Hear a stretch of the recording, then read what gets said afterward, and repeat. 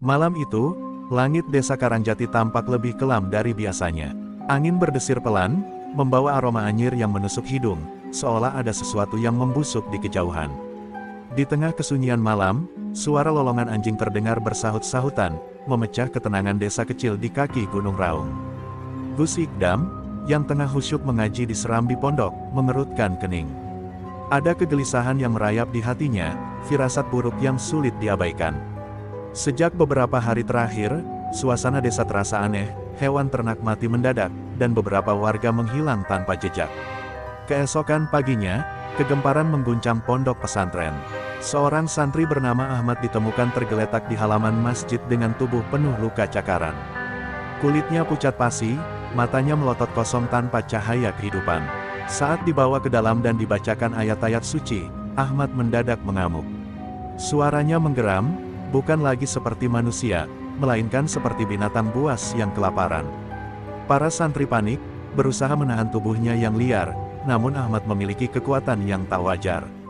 Gus Ikdam maju, menatap santri itu dengan penuh kewaspadaan sambil melafalkan doa-doa perlindungan.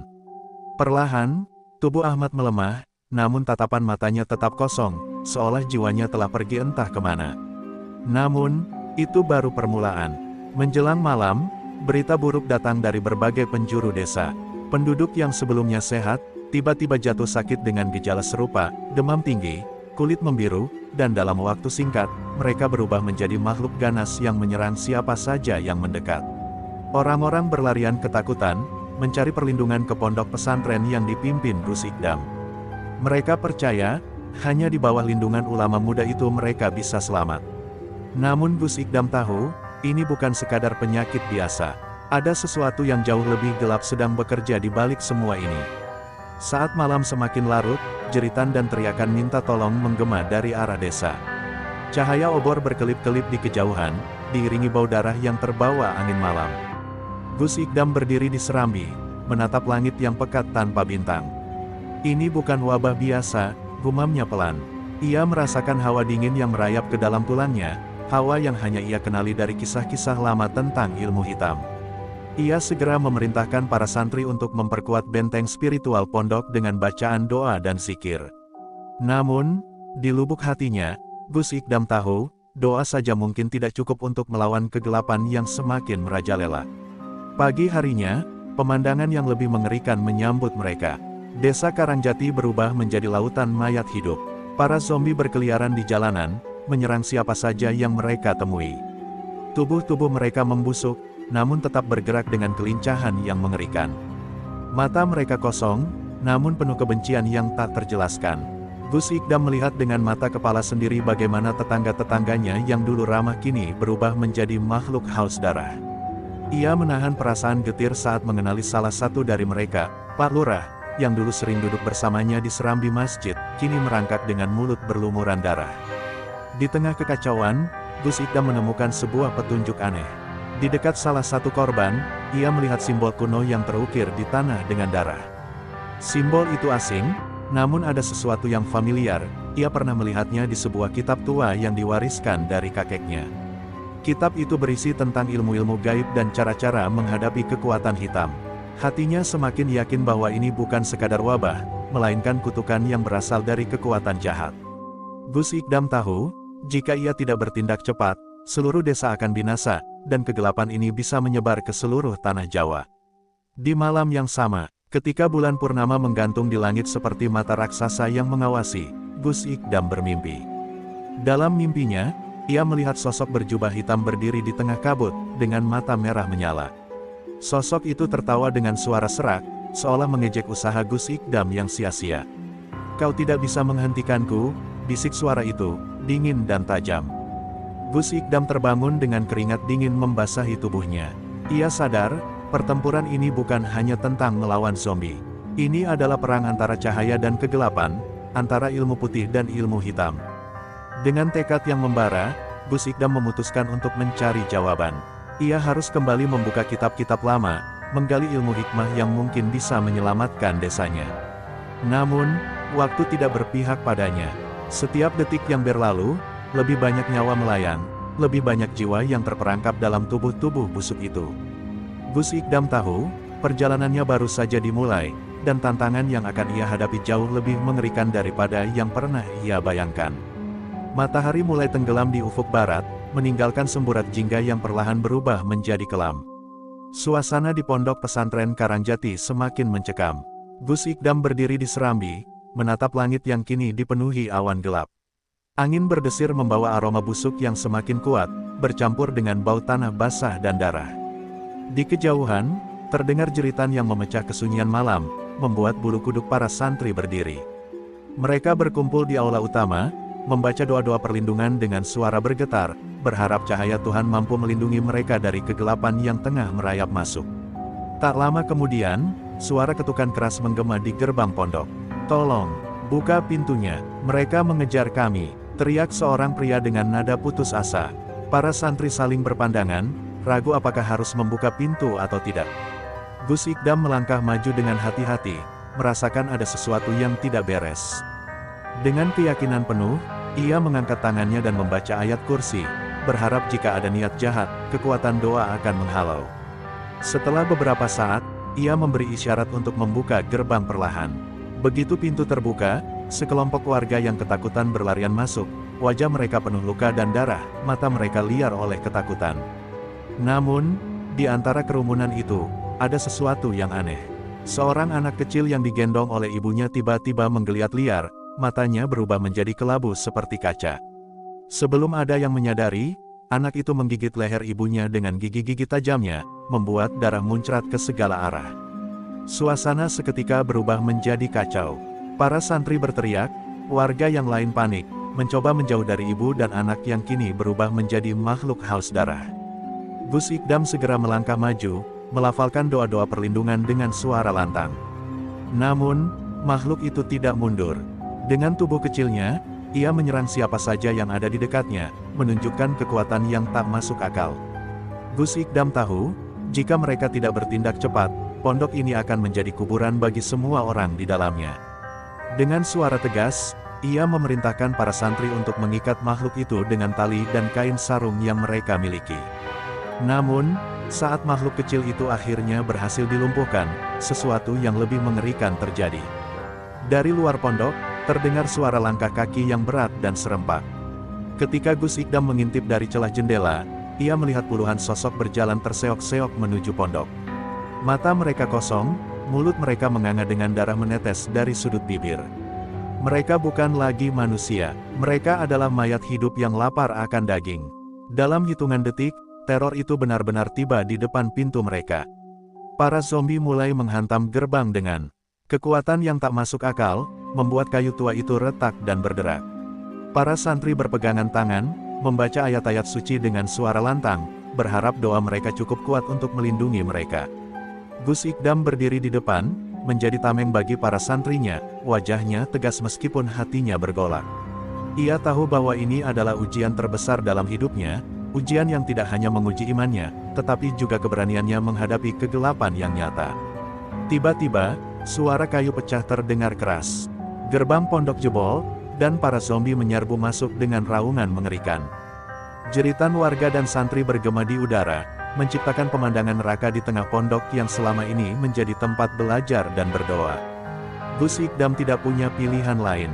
Ia meraih tongkat kayu yang biasa digunakan untuk mengajar, menggunakannya sebagai senjata. Dengan bacaan doa di bibirnya, ia melawan makhluk-makhluk itu satu persatu. Tubuhnya lelah, namun ia tidak berhenti. Ini bukan sekadar pertarungan fisik, ini adalah pertarungan antara kebaikan dan kejahatan, antara kehidupan dan kematian.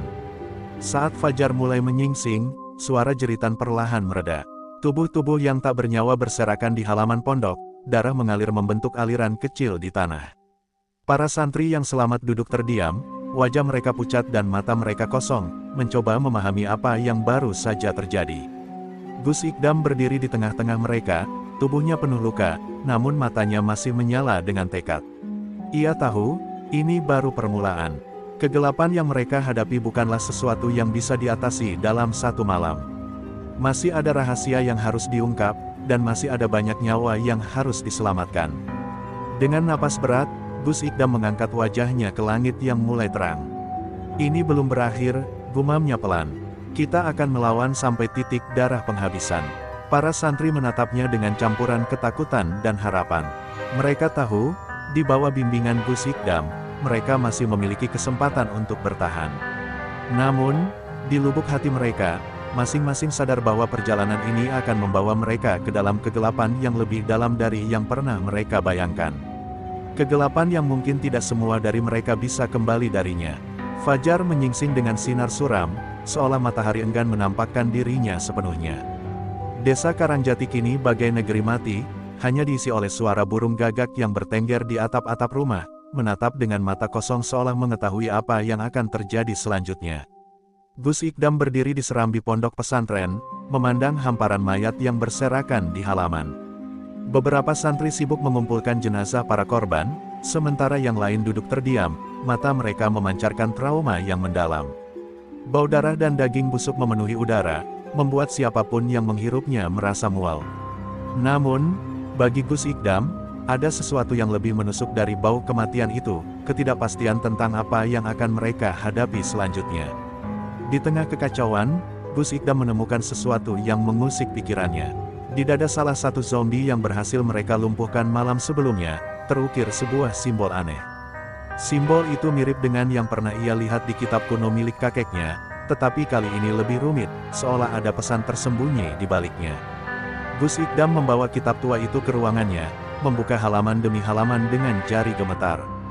Di sebuah bagian yang hampir lusuh, ia menemukan penjelasan tentang simbol tersebut, ** simbol kutukan timur ***, sebuah ilmu hitam kuno yang konon berasal dari Banyuwangi, tempat para dukun santet legendaris berasal. Kutukan ini, menurut kitab, hanya bisa dihentikan jika sumbernya dihancurkan. Seketika itu juga, ingatan Gus Ikdam melayang ke kata-kata pria tua yang datang ke pondok sebelum meninggal. Ini kutukan dari Banyuwangi. Pria itu tahu sesuatu, tapi nyawanya terenggut sebelum sempat menjelaskan lebih lanjut. Gus Ikdam sadar, ia tak bisa hanya bertahan di pondok ini. Jika kutukan ini berasal dari Banyuwangi, maka kesanalah ia harus pergi. Namun perjalanan itu bukan perjalanan biasa. Banyuwangi, dengan sejarah kelamnya tentang ilmu hitam, adalah tempat di mana batas antara dunia manusia dan dunia gaib begitu tipis. Keberangkatan ke sana bukan hanya berbahaya, tetapi juga mungkin tanpa jalan kembali. Setelah berkumpul dengan para santri senior, Gus Ikdam menyampaikan rencananya. "Aku harus pergi ke Banyuwangi," ucapnya tegas. Suasana menjadi hening seketika. Para santri saling berpandangan, menyadari betapa berbahayanya perjalanan itu. "Gus, kalau Anda pergi, bagaimana dengan kami di sini? Bagaimana jika mereka datang lagi?" tanya salah satu santri dengan suara bergetar. Gus Ikdam menatap mereka satu persatu, matanya penuh keyakinan. "Kalian harus terus memperkuat doa dan pertahanan pondok ini. Ini bukan hanya tentang kita, tapi tentang menyelamatkan seluruh desa, bahkan mungkin seluruh negeri." Sebelum berangkat, Gus Ikdam mempersiapkan diri dengan membawa kitab tua, beberapa benda pusaka warisan kakeknya, dan air doa yang telah didoakan khusus. Ia juga memilih beberapa santri terkuat untuk menemaninya, Farid, yang dikenal karena keberaniannya, dan Hasan, yang memiliki pengetahuan tentang ilmu hikmah. Mereka bertiga berangkat saat matahari mulai tenggelam, meninggalkan pondok dengan hati berat namun penuh tekad. Jalan menuju Banyuwangi bukan hanya berbahaya karena zombie yang berkeliaran, tetapi juga karena kemungkinan mereka akan berhadapan langsung dengan sumber kegelapan yang sebenarnya. Perjalanan itu sunyi, hanya diiringi suara langkah kaki mereka di atas tanah yang becek dan bau busuk yang tak pernah benar-benar hilang. Di sepanjang jalan, mereka melewati desa-desa yang telah hancur, rumah-rumah yang terbakar, dan mayat-mayat yang bergelimpangan. Di beberapa tempat, mereka melihat zombie berkeliaran, namun mereka berhasil menghindar dengan membaca doa-doa perlindungan. Namun, semakin dekat mereka ke Banyuwangi, hawa di sekitar mereka semakin berat. Udara terasa lebih dingin, dan angin berbisik seolah ada suara-suara tak kasat mata yang mengawasi mereka. Saat malam tiba dan bulan purnama menggantung di langit, mereka tiba di perbatasan hutan lebat yang dikenal sebagai Hutan Alas Purwo, tempat yang konon menjadi pusat kekuatan ilmu hitam di Banyuwangi. Gus Ikdam berhenti sejenak, merasakan getaran aneh di tanah di bawah kakinya. "Kita sudah dekat," bisiknya. Namun, sebelum mereka sempat melangkah lebih jauh, suara gemuruh mengerikan terdengar dari dalam hutan. Dari balik pepohonan, sosok-sosok tinggi dengan mata merah menyala mulai muncul, bukan hanya zombie, tetapi makhluk-makhluk gaib yang lebih mengerikan. Mereka berdiri di sana, menunggu, seolah tahu bahwa Gus Ikdam dan rombongannya telah datang.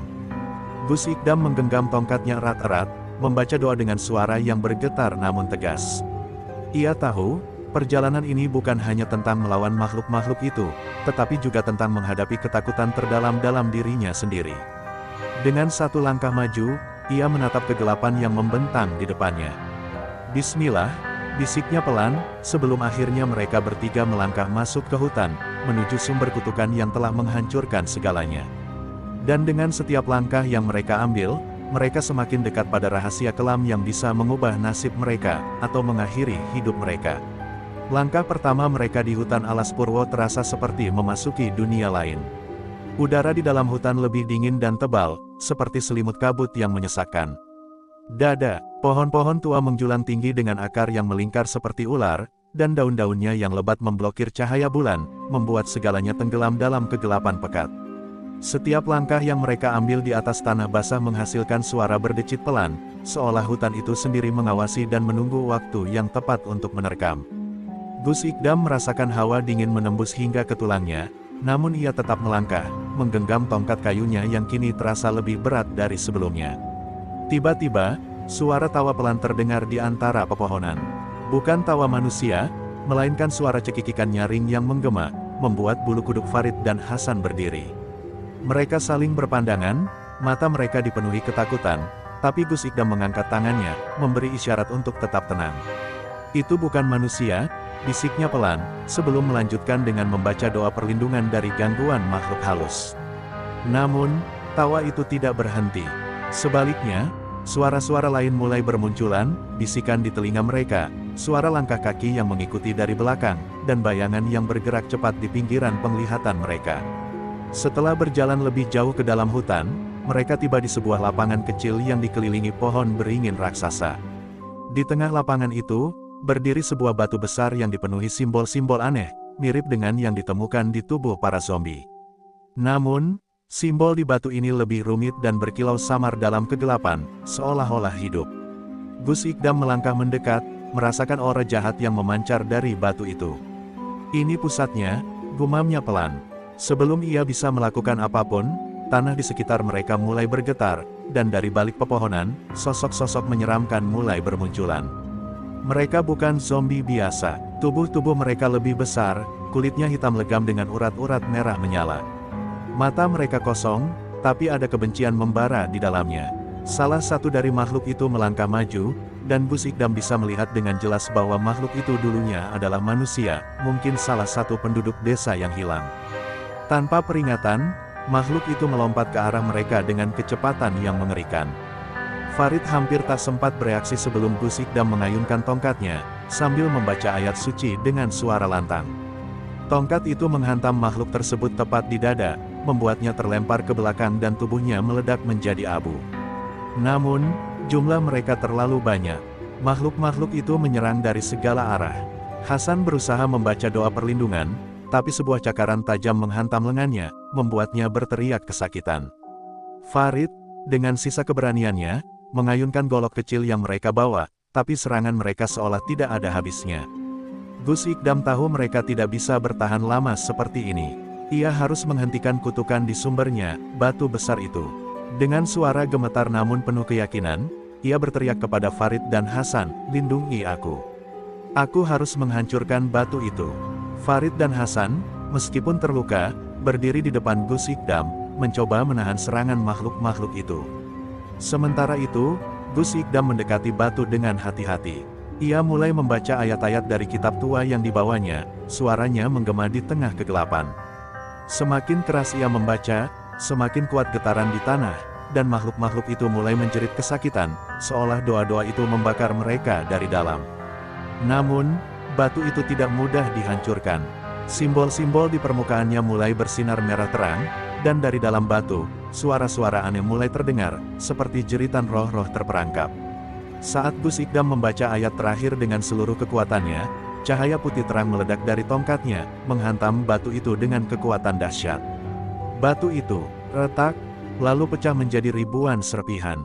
Suara jeritan makhluk-makhluk itu mencapai puncaknya sebelum akhirnya mereka meledak menjadi abu, lenyap bersama kutukan yang mengikat mereka. Namun, kemenangan itu tidak datang tanpa harga. Ketika debu mereda, Gus Ikdam berbalik dan melihat Farid tergeletak di tanah. Tubuhnya penuh luka, sementara Hasan terduduk lemas, menahan rasa sakit di lengannya. Gus Ikdam berlari menghampiri mereka, menahan air mata yang menggenang di matanya. "Kita berhasil," bisiknya pelan, meskipun hatinya berat. Tapi jauh di lubuk hatinya, ia tahu ini belum benar-benar berakhir. Kutukan mungkin telah dihancurkan di sini, tapi sumber kegelapan yang lebih besar masih mengintai di luar sana. Banyuwangi hanya permulaan. Dengan hati yang penuh tekad, Gus Ikdam bersumpah bahwa ia akan terus melawan hingga cahaya kembali menyinari tanah mereka. Namun, perjalanan ini baru saja dimulai. Pagi itu, sinar matahari menembus celah pepohonan hutan alas Purwo, menciptakan bayang-bayang panjang di tanah yang masih basah oleh darah dan keringat. Gus Ikdam duduk di samping Farid, yang kini terbaring lemah dengan napas tersengal. Hasan berusaha membalut luka di lengannya dengan kain yang sudah kotor, matanya sesekali melirik Farid dengan cemas. Keheningan mereka dipenuhi oleh suara burung-burung hutan yang kembali bernyanyi, seolah tak pernah ada teror di malam sebelumnya. Tapi bagi Gus Ikdam, suara-suara itu hanyalah ironi dari kenyataan pahit yang mereka hadapi. Kutukan mungkin telah dihancurkan di batu itu, tetapi firasatnya mengatakan bahwa semua ini belum selesai. Saat mereka bersiap untuk kembali ke pondok, Hasan menemukan sesuatu di antara reruntuhan batu kutukan. Sebuah gulungan kain tua yang terbungkus rapat, di dalamnya terdapat surat berisi tulisan tangan dengan huruf-huruf Jawa kuno. Gus Ikdam membuka surat itu dengan hati-hati, dan matanya membelalak saat membaca isinya. Surat itu adalah bagian dari sebuah perjanjian kuno antara seorang dukun santet dari Banyuwangi dengan sosok misterius yang disebut Sang Pengabdi Kegelapan Asteris. Dalam perjanjian itu, disebutkan bahwa kutukan zombie hanyalah awal dari rencana besar untuk membangkitkan kekuatan gelap yang telah lama tersegel di tanah Jawa. Gus Ikdam merasakan hawa dingin menjalari punggungnya. Ia menyadari bahwa apa yang mereka hadapi bukan sekadar kutukan lokal atau ilmu hitam biasa. Ini adalah bagian dari rencana yang jauh lebih besar, rencana yang bisa mengancam seluruh negeri. Asteris Sang Pengabdi Kegelapan disebutkan dalam surat itu sebagai sosok yang memiliki kemampuan membangkitkan roh-roh jahat dan mengendalikan makhluk-makhluk kegelapan dari berbagai penjuru. Lebih mengejutkan lagi, surat itu menyebutkan bahwa Sang Pengabdi Kegelapan masih hidup dan bersembunyi di suatu tempat di Banyuwangi, menunggu saat yang tepat untuk melepaskan kekuatan terakhirnya. Dalam perjalanan kembali ke pondok, langkah mereka terasa lebih berat. Farid, meskipun terluka parah, bersikeras untuk terus berjalan, menunjukkan ketangguhan yang membuat Gus Ikdam bangga sekaligus khawatir. "Gus, kalau ini lebih besar dari yang kita kira, apa kita bisa melawannya?" tanya Hasan dengan suara pelan, hampir seperti bisikan. Gus Ikdam menatap langit yang mulai cerah, lalu mengangguk pelan. "Selama kita berpegang pada iman dan kebenaran, kita akan menemukan jalan. Tapi kita butuh bantuan lebih dari sekadar doa. Kita harus mencari tahu siapa Sang Pengabdi Kegelapan itu." Saat mereka tiba di pondok, suasana di sana tidak jauh berbeda dari saat mereka meninggalkannya. Para santri masih dalam ketakutan, menjaga pintu dan membaca doa-doa perlindungan. Namun, saat melihat Gus Ikdam dan rombongannya kembali, mereka berlarian menyambut dengan air mata haru. Namun kegembiraan itu segera berubah menjadi kecemasan saat Gus Ikdam menceritakan apa yang mereka temukan. Suasana di pondok menjadi lebih tegang, karena mereka kini tahu bahwa apa yang mereka hadapi jauh lebih besar dari sekadar wabah zombie. Di malam hari, Gus Ikdam bermimpi aneh. Ia melihat sosok pria berjubah hitam dengan mata merah menyala berdiri di atas bukit, menatapnya dengan senyum sinis. Suara pria itu bergema di kepalanya, "Kau pikir ini sudah selesai, Gus Ikdam? Ini baru permulaan, aku akan mengambil segalanya darimu." Gus Ikdam terbangun dengan peluh dingin, merasakan ancaman itu nyata meski hanya dalam mimpi. Ia tahu, waktu mereka tidak banyak. Sang Pengabdi Kegelapan mungkin sudah tahu bahwa mereka mengetahui keberadaannya, dan ia pasti akan bertindak lebih cepat.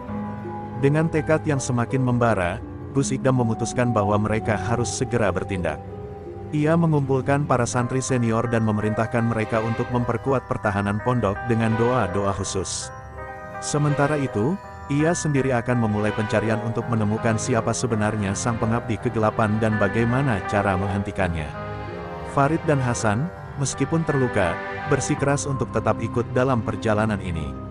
Mereka tahu, pertarungan ini bukan hanya tentang melawan makhluk kegelapan, tetapi juga tentang melindungi apa yang mereka cintai.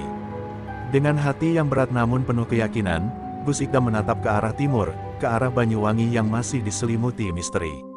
Kita akan menemukan dia, bisiknya pelan. Dan kita akan menghentikannya, apapun harganya. Namun, di lubuk hatinya yang paling dalam, Gus Ikdam tahu bahwa perjalanan ini akan membawa mereka ke dalam kegelapan yang lebih dalam dari sebelumnya, kegelapan yang mungkin tidak semua dari mereka bisa kembali darinya. Tapi ia siap, karena ini bukan hanya tentang menyelamatkan pondok mereka, ini tentang menyelamatkan seluruh negeri dari kehancuran.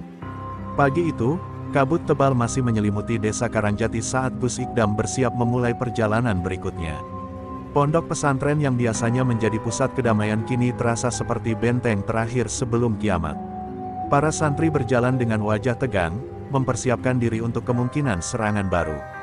Farid, meski luka-lukanya belum sepenuhnya sembuh, berdiri kokoh di samping Gus Ikdam. Hasan dengan tangan terbalut kain lusuh tetap menunjukkan tekad yang sama. Mereka tahu bahwa perjalanan ini bukan lagi tentang bertahan hidup, tapi tentang mencari akhir dari kegelapan yang mengintai mereka. Berdasarkan petunjuk dari surat kuno yang ditemukan di hutan Alas Purwo, mereka mengetahui bahwa sang pengabdi kegelapan bersembunyi di sebuah desa terpencil bernama Desa Blambangan, desa yang terkenal dengan sejarahnya yang penuh misteri dan legenda ilmu hitam. Konon, desa itu adalah tempat terakhir para dukun santet melakukan ritual sebelum menghilang tanpa jejak. Dengan hati-hati, mereka berangkat menuju desa tersebut, melewati jalan-jalan setapak yang penuh dengan reruntuhan dan tanda-tanda kehancuran. Di sepanjang perjalanan, mereka melihat mayat-mayat yang mulai membusuk, tetapi anehnya, tidak ada tanda-tanda zombie. Seolah-olah kegelapan itu telah berpindah tempat. Saat matahari mulai tenggelam, mereka tiba di perbatasan desa Blambangan. Desa itu tampak sepi, terlalu sepi untuk ukuran tempat yang pernah dihuni. Rumah-rumah kayu berdiri rapuh, beberapa di antaranya sudah runtuh dan ditelan tanaman liar. Namun, yang paling mencolok adalah sebuah bangunan besar di tengah desa, sebuah pura tua yang terlihat masih utuh meskipun dikelilingi kehancuran. Gus Ikdam bisa merasakan aura gelap yang memancar dari bangunan itu, seolah-olah pura itu adalah jantung dari semua kegelapan yang telah mereka hadapi. Dengan hati-hati, mereka melangkah mendekat, merasakan setiap detik yang berlalu seperti menunggu jebakan mematikan. Sesampainya di depan pura, mereka disambut oleh pemandangan yang membuat darah mereka membeku. Di halaman pura, terhampar lingkaran besar yang terukir dengan simbol-simbol kuno, mirip dengan yang mereka temukan di hutan Alas Purwo, tetapi kali ini jauh lebih kompleks. Di tengah lingkaran itu berdiri seorang pria tua berjubah hitam dengan mata merah menyala. Wajahnya dipenuhi keriput, namun sorot matanya memancarkan kekuatan yang tak bisa diukur. Akhirnya kau datang, Gus Ikdam, suara pria itu terdengar berat dan dalam, seolah bergema dari kedalaman bumi. Gus Ikdam melangkah maju, memegang tongkatnya erat-erat. Kau sang pengabdi kegelapan, tanyanya dengan suara tegas. Pria tua itu tertawa, tawa yang membuat udara di sekitar mereka semakin dingin. Aku hanyalah perantara, kegelapan sejati masih tidur, tapi dengan darahmu, aku akan membangunkannya. Sebelum Gus Ikdam sempat bereaksi, pria itu mengangkat tangannya, dan dari tanah, makhluk-makhluk mengerikan mulai muncul. Mereka bukan zombie biasa, tubuh mereka diselimuti api hitam, mata mereka kosong tapi penuh kebencian. Farid dan Hasan bersiap dengan senjata mereka, tapi mereka tahu bahwa ini lebih dari sekadar pertempuran fisik. Pertarungan pun dimulai.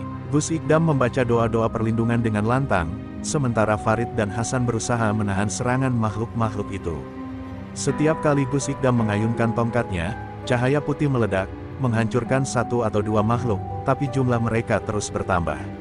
Hasan terkena cakaran di punggungnya, membuatnya terjatuh, sementara Farid berjuang keras untuk tetap berdiri meski tubuhnya sudah penuh luka. Di tengah kekacauan itu, Gus Ikdam menyadari bahwa mereka tidak bisa terus bertahan seperti ini. Mereka harus menghentikan pria tua itu.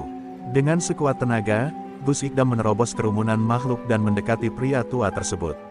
Ia membaca ayat-ayat suci dengan penuh keyakinan, berharap bisa menghancurkan sumber kekuatan kegelapan itu. Namun, Pria tua itu hanya tertawa dan melambaikan tangannya, menciptakan gelombang energi hitam yang melemparkan Gus Ikdam ke belakang. Tubuhnya menghantam tanah dengan keras, membuatnya hampir kehilangan kesadaran. Dalam kondisi setengah sadar, Gus Ikdam mendengar suara pria itu, "Kau kuat, Gus Ikdam. Tapi imanmu belum cukup untuk melawanku." Namun, di saat-saat terakhir itu, Gus Ikdam mengingat sesuatu yang pernah dikatakan kakeknya, kegelapan tidak bisa dihancurkan dengan kekuatan saja, tapi dengan pengorbanan dan keikhlasan. Dengan napas terakhir, Gus Ikdam mengalihkan semua energinya ke tongkatnya, membaca doa dengan sepenuh hati dan niat yang murni. Cahaya putih terang meledak dari tongkatnya, menyapu seluruh halaman pura. Pria tua itu menjerit, tubuhnya mulai terbakar oleh cahaya suci tersebut. Makhluk-makhluk kegelapan menghilang satu persatu, dan udara di sekitar mereka mulai tenang. Saat cahaya mereda, Gus Ikdam terbaring lemah di tanah, matanya memandang langit yang kini mulai cerah. Farid dan Hasan menghampirinya, meski tubuh mereka penuh luka.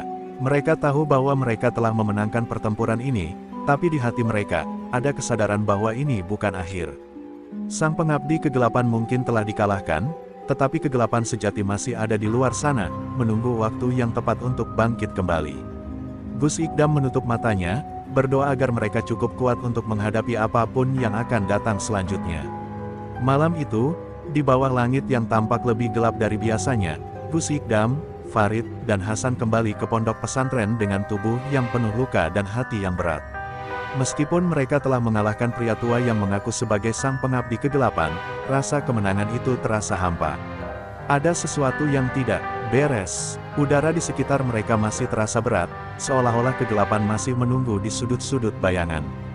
Ketika mereka tiba di pondok, para santri berlarian menyambut mereka dengan harapan di mata mereka. Namun, Gus Ikdam hanya bisa memberikan senyum tipis, karena ia tahu perjuangan mereka belum berakhir. Setelah beristirahat sejenak, Gus Ikdam memutuskan untuk memeriksa kembali surat kuno yang mereka temukan. Di dalamnya, tersembunyi sebuah bagian yang sebelumnya terlewatkan, tertulis dengan tinta merah yang hampir pudar, jika pengabdi pertama jatuh, segel kegelapan akan retak.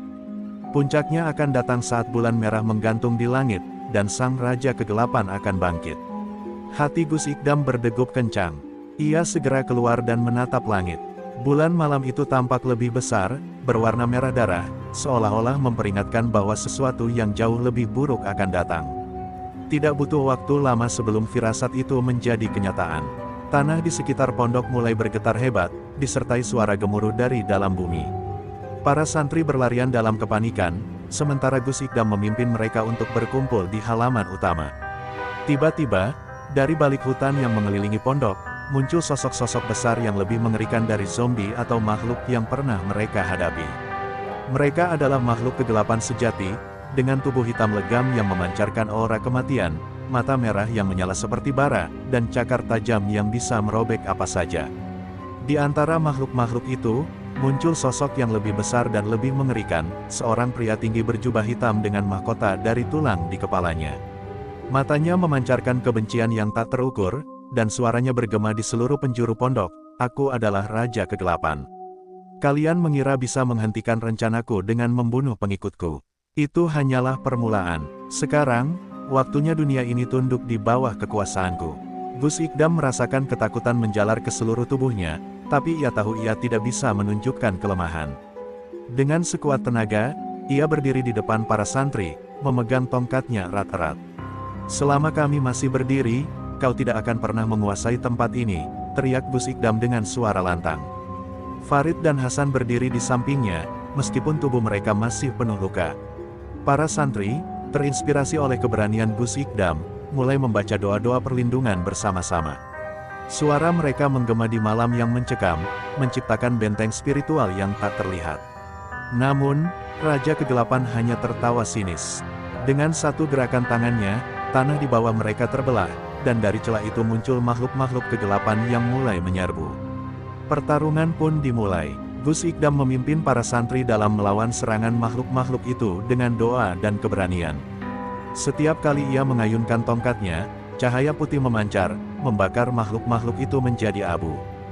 Farid dan Hasan bertarung dengan segala sisa tenaga mereka, menjaga agar makhluk-makhluk itu tidak bisa mendekati para santri yang lebih muda. Namun, Jumlah musuh terus bertambah, dan kekuatan Raja Kegelapan tampak tidak terbendung. Setiap serangan yang diarahkan kepadanya hanya memantul, seolah-olah tubuhnya terbuat dari kegelapan murni. Dalam keputusasaan, Gus Ikdam teringat akan ajaran gurunya tentang kekuatan pengorbanan sejati. Ia menyadari bahwa untuk menghentikan Raja Kegelapan, ia harus melakukan lebih dari sekadar bertarung. Ia harus menyerahkan sesuatu yang berharga, jiwanya sendiri sebagai penebus kegelapan ini. Dengan mata yang berkaca-kaca, ia memandang Farid dan Hasan. "Jaga pondok ini, aku tahu apa yang harus kulakukan," katanya dengan suara pelan. Sebelum mereka sempat menahannya, Gus Ikdam melangkah maju ke arah Raja Kegelapan Asteris, membaca doa. Terakhir dengan sepenuh hati, menggabungkan semua kekuatan iman dan cinta untuk tanah airnya. Cahaya putih yang lebih terang dari sebelumnya meledak dari tubuh Gus Ikdam, menyelimuti seluruh pondok. Raja Kegelapan menjerit keras, tubuhnya mulai retak dan hancur menjadi abu. Makhluk-makhluk kegelapan lainnya ikut lenyap, seolah-olah tersapu oleh badai cahaya suci. Ketika cahaya itu mereda, Gus Ikdam tergeletak di tanah, napasnya lemah. Farid dan Hasan berlari menghampirinya, memegang tangannya yang dingin. Dengan sisa napasnya, Gus Ikdam berbisik, kegelapan hanya bisa dikalahkan dengan cahaya hati yang murni. Jangan pernah lupakan itu. Dan dengan kata-kata itu, ia menutup matanya, meninggalkan dunia dengan damai, namun meninggalkan warisan keberanian yang akan dikenang selamanya. Pagi itu, matahari perlahan naik di atas horizon, sinarnya menembus kabut yang selama berminggu-minggu menyelimuti desa Karangjati.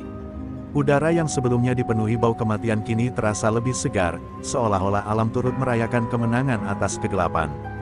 Namun, di pondok pesantren, suasana masih dipenuhi duka. Para santri berkumpul di halaman utama, mengelilingi jenazah Gus Ikdam yang terbaring dalam kain kafan putih. Wajahnya terlihat damai, seolah ia tertidur setelah perjuangan panjang yang melelahkan. Farid dan Hasan berdiri di samping jenazahnya, mata mereka merah karena air mata yang tak henti-hentinya mengalir. Hasan memegang tongkat milik Gus Ikdam, yang kini tampak bersinar redup di bawah sinar matahari pagi. "Dia memberikan segalanya untuk kita," bisiknya pelan, suaranya serak menahan emosi. Farid mengangguk, menatap para santri yang masih dalam ketakutan namun perlahan mulai menemukan ketenangan.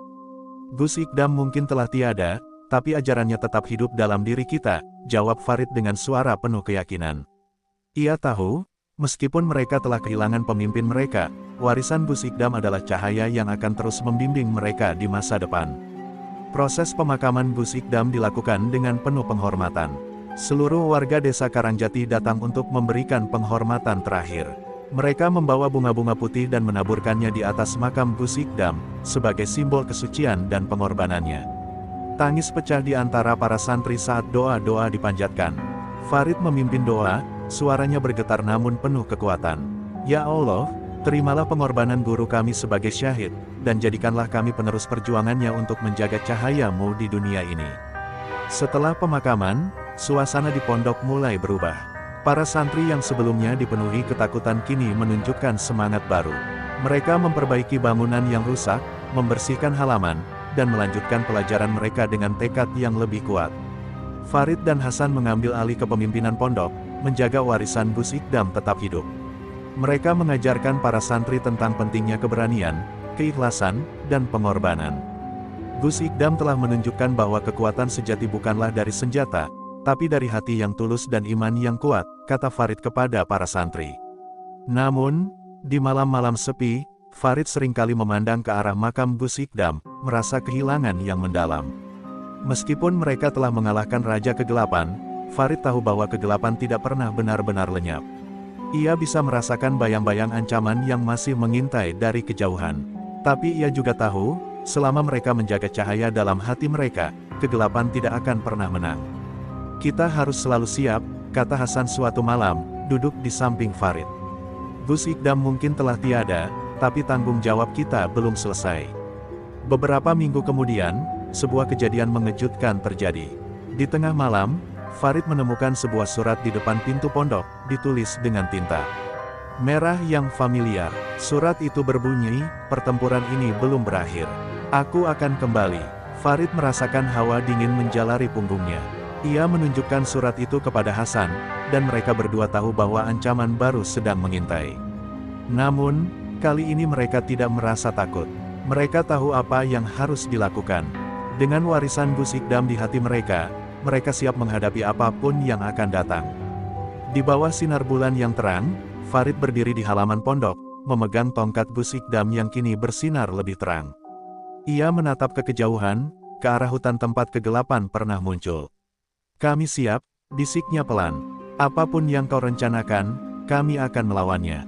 Dengan tekad yang membara, Farid, Hasan, dan para santri melanjutkan hidup mereka, menjaga cahaya yang telah diwariskan oleh Gus Ikdam. Mereka tahu bahwa kegelapan akan selalu mencoba kembali, tapi selama cahaya iman menyala di hati mereka tidak akan pernah kalah. Warisan Gus Ikdam bukan hanya tentang kemenangan atas kegelapan, tetapi tentang harapan yang tak pernah padam. Beberapa bulan berlalu sejak pengorbanan Gus Ikdam, namun ketenangan yang sempat dirasakan di pondok pesantren hanya bertahan sebentar. Farid dan Hasan terus memimpin dengan bijaksana, menjaga semangat para santri tetap berkobar. Tapi, di balik semua itu, mereka tidak pernah melupakan surat misterius yang ditemukan di depan pintu pondok. Ancaman itu terus membayangi pikiran mereka, seolah-olah kegelapan yang pernah mereka hadapi hanya tertidur sementara, menunggu waktu yang tepat untuk kembali. Setiap malam, Farid merasa ada sesuatu yang mengawasi mereka dari kegelapan hutan di sekitar desa. Pada suatu malam yang dingin, ketika bulan menggantung pucat di langit, terdengar suara ketukan pelan di pintu pondok. Hasan yang sedang berjaga langsung membuka pintu dengan hati-hati, siap dengan tongkat warisan Gus Ikdam di tangannya. Namun, yang ditemukannya di luar pintu bukanlah makhluk kegelapan, melainkan seorang pria tua berjubah lusuh, dengan mata yang tampak mengenal lebih dari apa yang bisa diceritakan. "Aku datang membawa pesan," bisiknya dengan suara serak. Farid segera dipanggil, dan mereka mendengarkan pria tua itu dengan seksama di ruang tamu yang remang-remang. Pria tua itu memperkenalkan dirinya sebagai Mbah Surono, seorang penjaga ilmu kuno yang pernah bekerja sama dengan Gus Ikdam di masa lalu. Ia membawa kabar mengejutkan, Raja Kegelapan yang mereka kira telah musnah, ternyata hanya bagian kecil dari kekuatan yang lebih besar. "Apa yang kalian lawan sebelumnya hanyalah pion," kata Mbah Surono, matanya tajam menatap Farid. "Sumber kegelapan sejati tersegel di dalam sebuah gua kuno di pegunungan Merapi. Pengorbanan Gus Ikdam memang menghentikan kebangkitan penuh, tapi segel itu mulai retak. Jika dibiarkan, kegelapan akan menguasai seluruh negeri ini." Mendengar itu, Farid merasakan beban yang luar biasa di pundaknya. Ia mengira mereka telah menyelesaikan semuanya, tapi kenyataan menunjukkan bahwa perjalanan mereka baru saja dimulai. Hasan mengepalkan tangannya, wajahnya menunjukkan tekad yang sama seperti saat mereka pertama kali menghadapi makhluk-makhluk kegelapan. "Kita tidak bisa membiarkan pengorbanan Gus Ikdam sia-sia," kata Hasan dengan suara penuh emosi. Farid mengangguk, dan mereka memutuskan untuk mengikuti Mbah Surono menuju pegunungan Merapi, mencari sumber kegelapan sejati. Perjalanan menuju Merapi bukanlah hal yang mudah.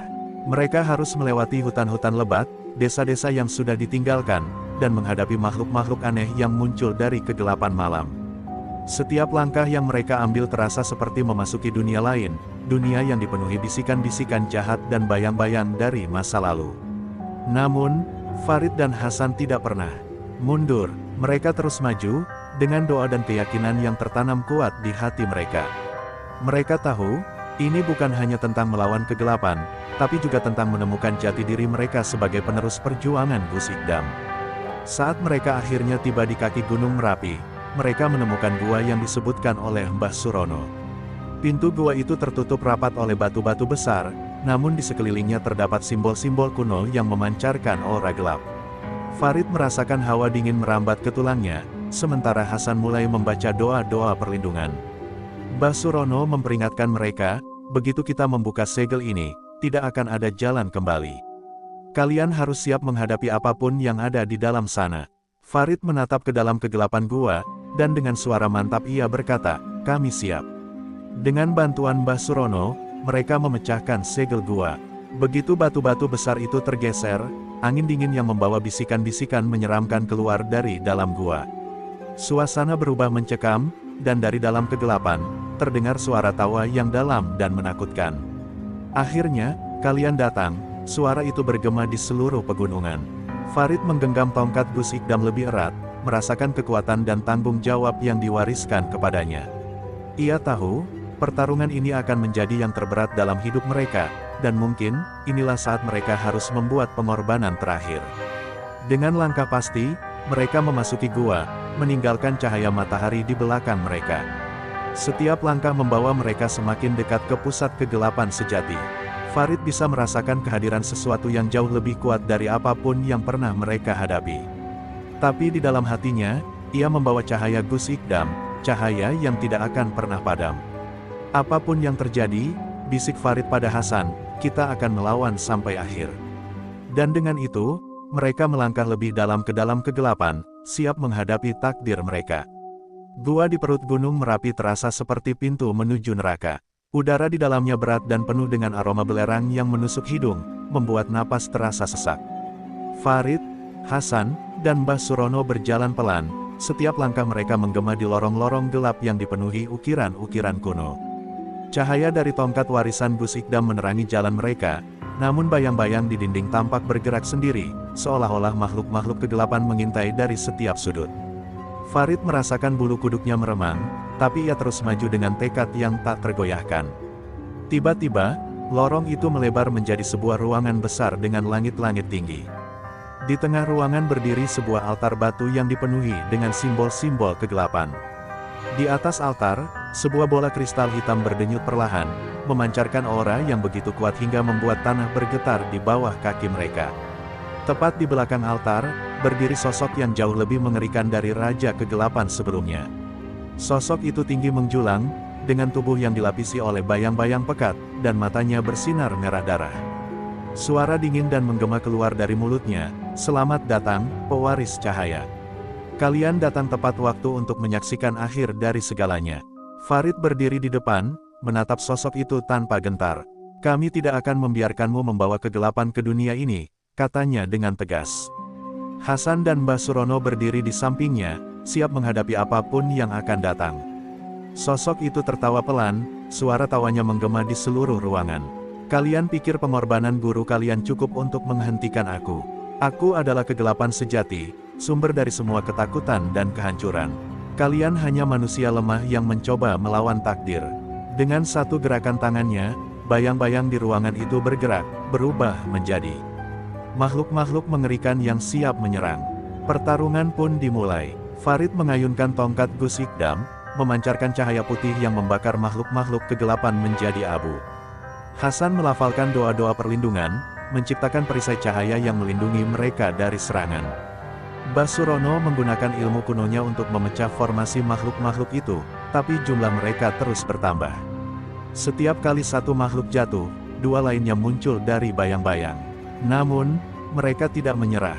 Mereka tahu bahwa mereka harus mencapai altar dan menghancurkan bola kristal hitam itu untuk menghentikan kegelapan sejati. Setelah pertempuran sengit yang melelahkan, Farid akhirnya berhasil mendekati altar.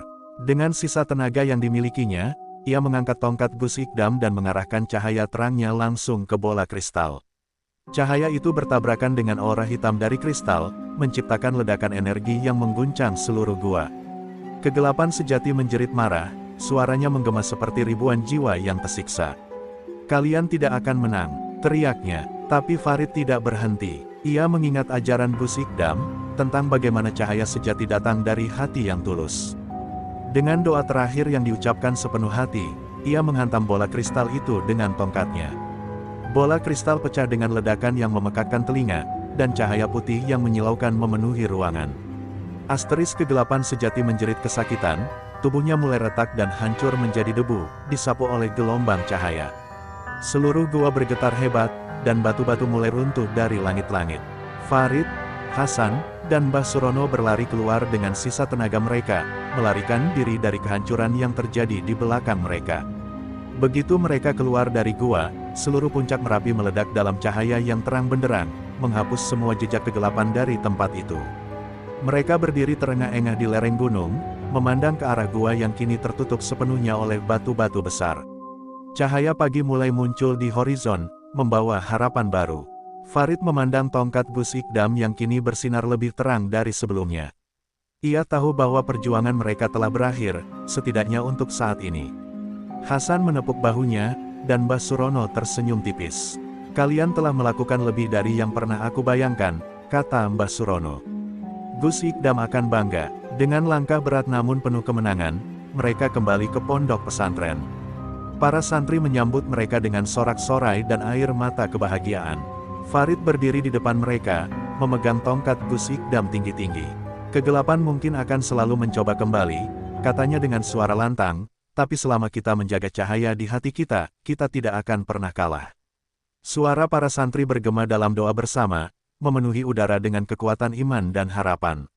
Perjuangan mereka telah berakhir, tetapi warisan Gus Ikdam akan terus hidup dalam hati mereka selamanya.